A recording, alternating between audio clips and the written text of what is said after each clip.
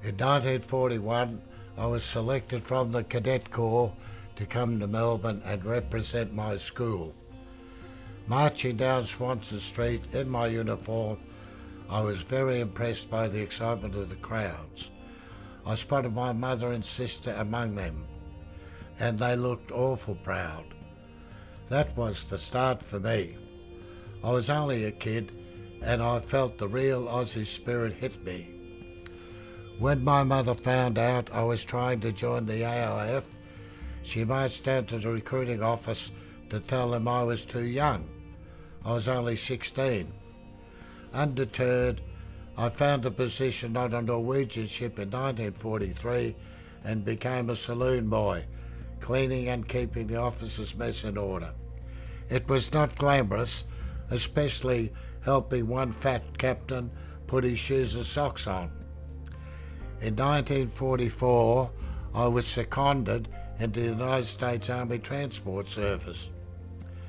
Our biggest fear was being torpedoed.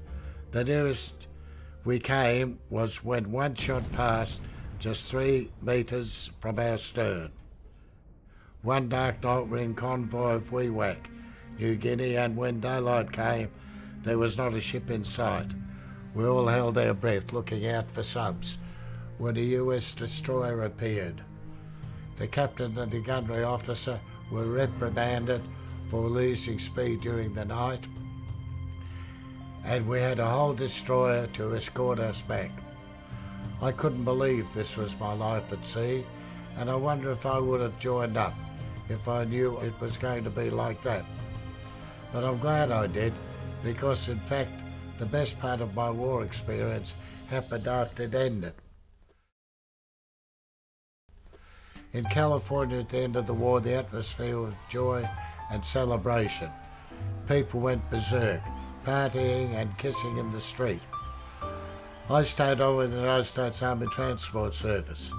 San Francisco, Panama Canal, Mobile, Alabama, Pensacola, Florida, Genoa, Livorno in Italy, New York, Los Angeles, and even Hollywood. I saw it all. We transported coal to freezing people in Italy, shipped war brides from Bremerhaven back to America, and brought occupation forces families over to Europe.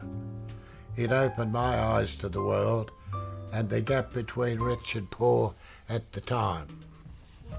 In Italy, you never saw dogs and cats in the street. People were starving and had nothing else. Girls would flock the ports when we arrived, hoping to collect our cigarettes, which in the absence of money were a currency they used to buy frocks.